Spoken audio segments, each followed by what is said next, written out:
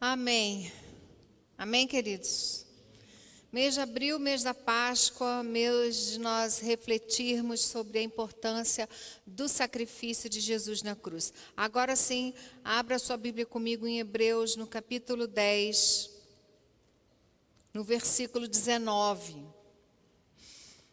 Diz assim: portanto, meus irmãos, tendo ousadia para entrar no santuário pelo sangue de Jesus, pelo novo e vivo caminho que ele nos abriu por meio do véu, isto é, pela sua carne.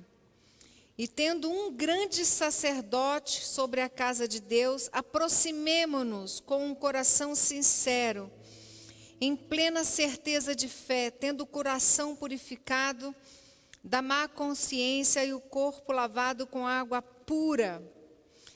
Até aqui. Esse texto é um convite para você ter intrepidez e ousadia. A Bíblia fala, meus amados irmãos, tendo intrepidez para entrar no Santo dos Santos, no santuário, no lugar santíssimo, né? No templo nós tínhamos o lugar santíssimo, onde ficava a arca da aliança, que simboliza a presença de Deus. Aí nós tínhamos o lugar santo, onde ficava lá a mesa, o candelabro e o altar de incenso. E nós tínhamos o átrio, onde todo o povo ficava, onde ficava a bacia com água, para que o altar de sacrifício, onde os animais eram sacrificados, enfim. E o sumo sacerdote, ele podia entrar nesse lugar santíssimo, onde estava a presença de Deus, uma vez por ano. E ele entrava numa data especial, com o sacrifício, levando todos os pecados, né, teoricamente, do povo de Deus, né, com aquele cordeiro que era sacrificado. E ele entrava ali, ele tinha o direito de entrar ali uma vez por ano, e ele era o sumo sacerdote. E eu quero que você imagine esse sumo sacerdote entrando nesse lugar santíssimo, como que ele entrava? Tranquilo, felizão. Como que ele entrava nesse lugar santíssimo? O que vocês acham? Eles entravam tremendo. Porque se ele morresse lá dentro, né, tinha uma cordinha no pé que puxava ele lá dentro. Porque os outros não iriam querer entrar. Esse lugar era um lugar tremendo, onde estava a arca, a presença de Deus. Não se entrava na presença de Deus sem sacrifício, sem derramamento de sangue. O acesso àquele lugar santíssimo era restrito. Era um sumo sacerdote, que era tão pecador quanto qualquer outro homem, que entrava lá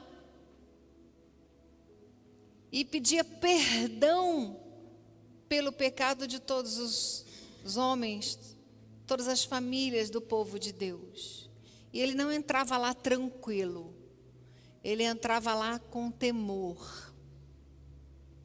E aqui em Hebreus 10 nós vemos Deus convidando você para entrar nesse mesmíssimo lugar,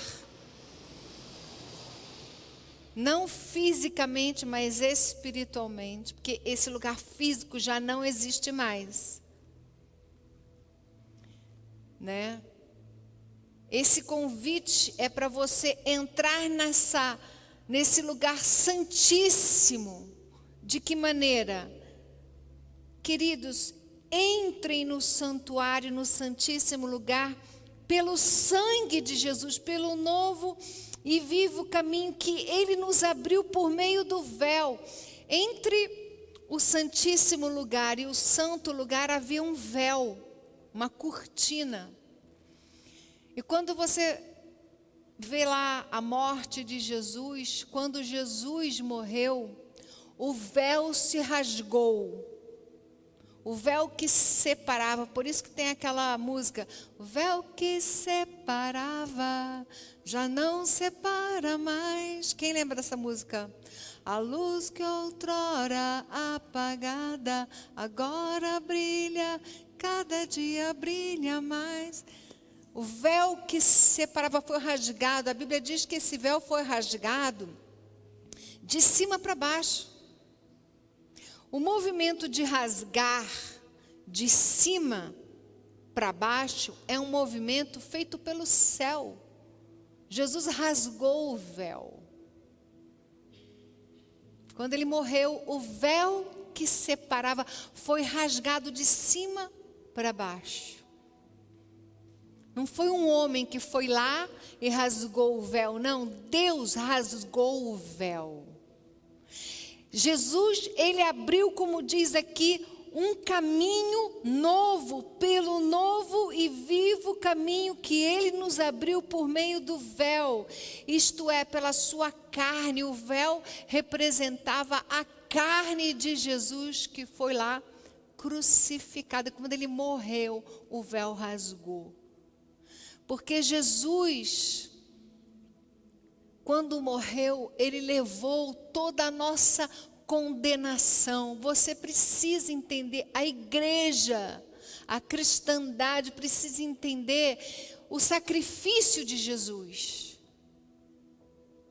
Né? O que aconteceu com Jesus? Quando ele foi crucificado, ele estava levando o pecado de toda a humanidade. Todo fracasso, trauma, toda injustiça. Sabe aquela injustiça que você sofreu? Se relacionando com as pessoas em família, ou na igreja, ou no trabalho, ou entre os amigos. Sabe essa injustiça? Jesus estava lá levando na cruz. Sabe a injustiça que você cometeu? Como pai, como mãe, aquela injustiça que você cometeu como empresário, como irmão, como amigo. Então, a injustiça que você cometeu também estava sendo levada lá na cruz.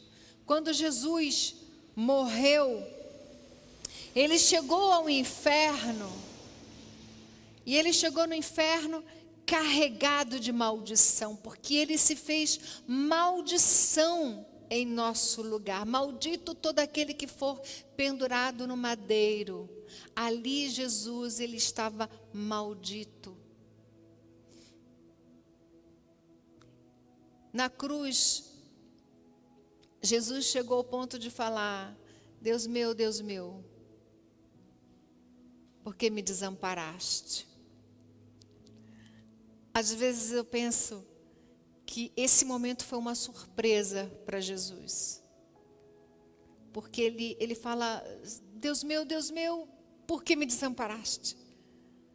E aí ele morre e vai ao inferno. Ele enfrenta o inferno sozinho, como homem. O inferno não foi um lugar criado para o homem, mas para o diabo e seus demônios. O inferno não é o nosso lugar. Amém, queridos? Nós estamos destinados aos céus, ao reino de Deus, ao paraíso, ao jardim do Éden, à árvore da vida, à cidade, a nova Jerusalém celestial que desce do céu.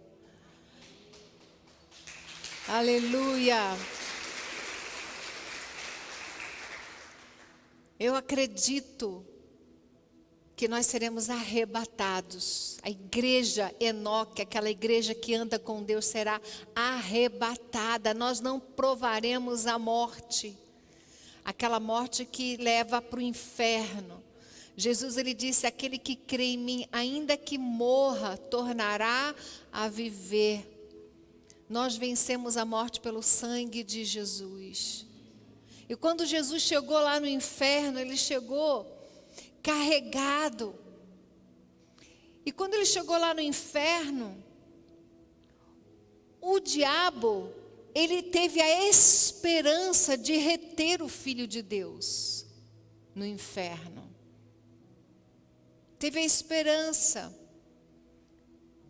Porque a palavra de Deus diz, lá em Gênesis, não coma dessa árvore da ciência do bem e do mal, falou isso para a humanidade, porque se você comer, você morrerá. Só que morreu o justo, o que não comeu da árvore da ciência do bem e do mal. E chegou um justo no inferno. E o inferno não estava preparado para receber um justo. A Bíblia diz que a morte não pôde reter Jesus, porque ele venceu. A salvação, ela é legítima, porque tem um homem que venceu por você. E esse homem é o Filho do homem, é Jesus Cristo.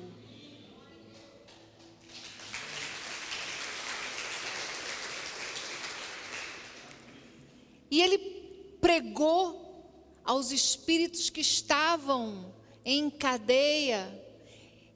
E durante 3 dias ali no inferno, imagina o estrago que não foi isso, né? A luta que não foi isso. E aí Jesus, então, ele tomou as chaves da morte e do inferno. O diabo não tem as chaves da casa para onde ele vai morar. Tomou as chaves da morte e do inferno. E ele venceu legitimamente. E a Bíblia diz que Jesus, ele ressuscitou ao 3º dia. E ele subiu, e ele foi vencendo a morte, o inferno, os demônios, os principados, as potestades. Ele foi subindo, e foi vencendo toda a resistência. Ele foi destruindo todas as fortalezas. Porque ninguém vence a morte assim. Vocês entendem? Que é uma força, é uma potestade. O último inimigo a ser vencido é a morte. A morte é o grande inimigo da humanidade. E Jesus venceu a morte, ele foi vencendo essa resistência. E ele foi e assentou-se à direita de Deus Pai Todo-Poderoso, acima de todo principado, poder, potestade, poderes. Sabe por que a nossa cruz é vazia? Sabe a diferença de você usar um crucifixo com Jesus crucificado e um crucifixo com a cruz vazia? A nossa cruz é vazia porque Jesus vive. Ele não está morto. O Jesus da cruz crucificada é um Jesus morto. Deixa eu te dizer uma coisa, Jesus está muito bem. Não tem problema nenhum na saúde de Jesus. Ele não está esvaindo em sangue. Ele derramou o sangue dele na cruz, mas ele não está se esvaindo em sangue até hoje. Ele não está suando sangue. Ele não está em agonia. Não, ele está vencedor à direita de Deus Pai Todo-Poderoso.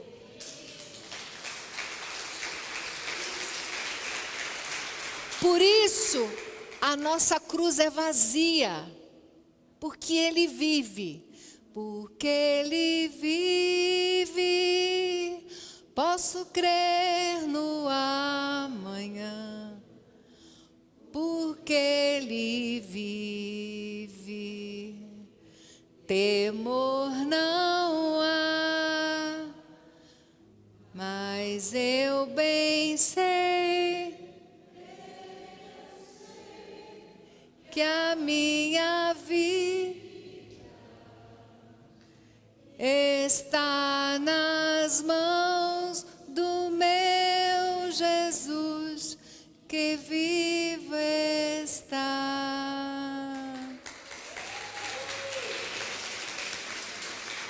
Jesus vive. Ele ressuscitou, por isso a nossa cruz é vazia. Jesus está muito bem, vivo, ressurreto, o segundo Adão. E aqui em Hebreus 10, e eu encerro a palavra, aqui em Hebreus 10, você entendendo, tomando posse da palavra que foi pregada, você entendendo esse convite, você vai sair daqui com ousadia para ter intimidade com Deus, para andar na presença de Deus. Porque quando Deus olha para você, Ele olha para o sangue do Cordeiro de Deus, para o sacrifício de Jesus. Portanto, meus irmãos, tendo ousadia para entrar no santuário pelo sangue de Jesus, novo e vivo caminho que Ele nos abriu por meio do véu, isto é, pela sua carne. Oh, aleluia! Versículo 23, guardemos firme a confissão da esperança sem o que? Vacilar. Diga para o irmão que está do seu lado, não seja vacilão.